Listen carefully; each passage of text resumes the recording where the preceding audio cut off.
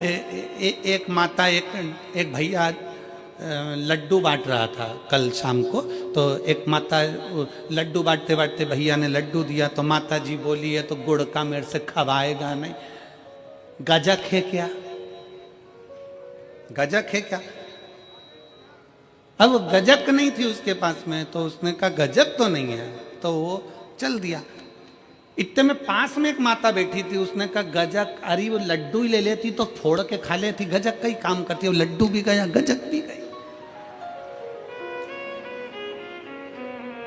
लड्डू भी गया और गजक भी गई।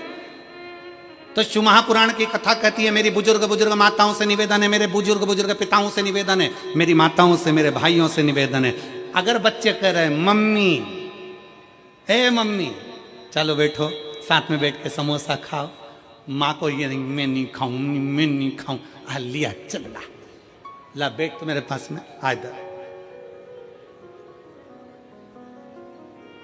बुजुर्गों को भी समय की अवधि का ध्यान रखते हुए थोड़े बच्चों जैसे ढलना पड़ेगा। बुजुर्ग को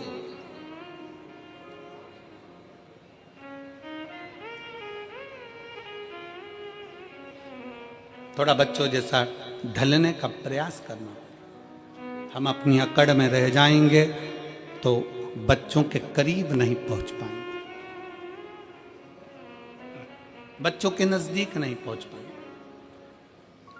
शिव कथा कह रही है, भगवान शंकर का चरित्र कह रहा है, शंकर भगवान तुम्हारे हाथ का लोटा देखकर, तुम्हारा हाथ देखकर, तुम्हारा स्वरूप देखकर, तुम्हारा पानी देखकर पहचान जाते हैं कि इसको जरूरत क्या है, किस चीज की जरूरत। शिव जान जाते हैं, शंकर पहचान जाते हैं। बस आप उसके दरवाजे तक जाएंगे, उसको भजेंगे, उसका स्मरण करेंगे और शिव जान जाएंगे। जो शंकर का हो गया, जो एक बार भगवान शंकर के मंदिर जाना प्रारंभ कर दिया, शिव की स्तुति करना प्रारंभ कर दिया, शिव महापुराण की कथा में जो रमने लगा, समझ लेना वो अकेला नहीं रहा है। उसके हर श्वास में 21,600 श्वास प्रतिदिन शरीर में से निकलती है। तो 21,600 श्वास में आप अकेले नहीं हो, 21,600 श्वास में मेरा महादेव तुम्हारे हृदय में धड़क रहा है। कई लोग ऐसे मिलेंगे संसार में जो आपसे कहेंगे कि क्या करना शंकर के मंदिर जाकर, क्या करूं।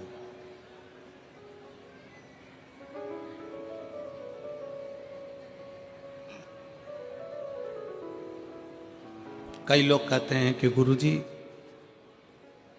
हमको कोई दुख ही नहीं है तो हम मंदिर क्यों जाएं।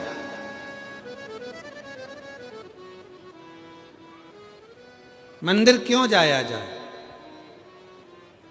क्या करेंगे मंदिर जाकर। शिव महापुराण की कथा कहती है, आप कितने भी करोड़पति हो, धनपति हो, वैभवपति हो, सत्तापति हो, पर एक बात याद रखना कि तुम्हारा धन, तुम्हारी वैभव, तुम्हारी सत्ता, तुम्हारा पैसा, तुम्हारी दौलत जिस दिन कहीं हॉस्पिटल में पड़े होगे, सारी दौलत तुम्हारी लॉकर में रहेगी, घर पर रहेगी, उस जगह पर केवल तुमने जो शंकर भगवान को एक लोटा जल चढ़ाया है, वो जल तुम्हारा कल बदलेगा, वो बदलेगा।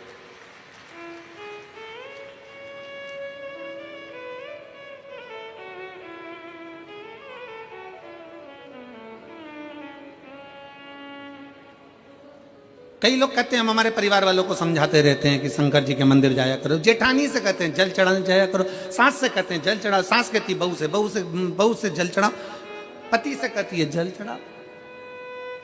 भाई, नायक और नालायक, इन दोनों में बड़ा अंतर है। कौन कौन? जम के बोलो जरा, जम के आवाज नहीं आई हमको।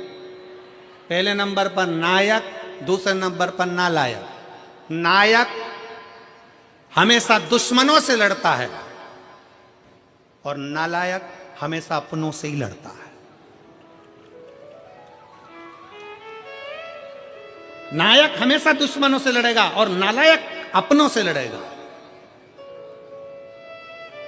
जो सनातनी होकर भी हिंदू के धर्म में भी प्रकट होने के बाद, जन्म लेने के बाद भी हिंदू का विरोध करे, जो सनातनी होने के बाद भी सनातन धर्म का विरोध करे, वो नालायक ही होता है, वो नायक नहीं हो सकता।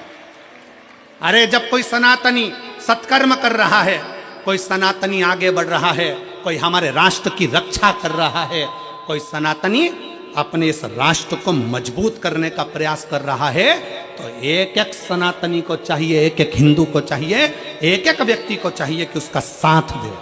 पर कई लोग ऐसे हैं दिन भर पांव खींचते रहते हैं। जब कोई अपने सनातन धर्म के लिए अग्रणता में आगे बढ़े, और रोज प्रतिदिन हम और आप देखते रहते हैं, दिन प्रतिदिन रोज देखते हैं कि अपने ही अपने को पांव खींचने में लगे। हमारा सनातन धर्म में मजबूत करना है, और जितना मजबूत कर सकते हैं उतना करिए।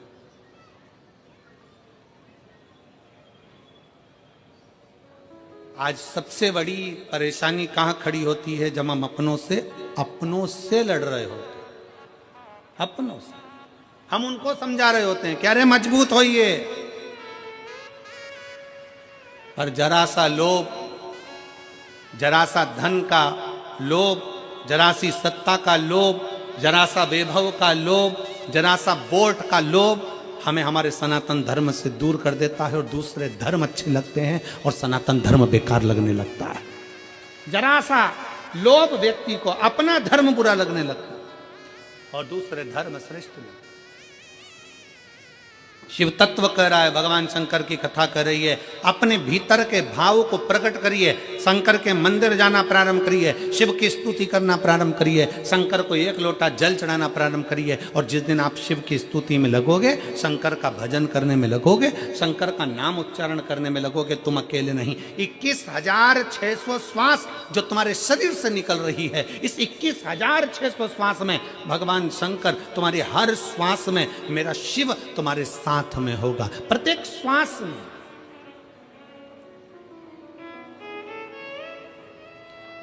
एक कितनी सुंदर कथा आती है शिव महापुराण में।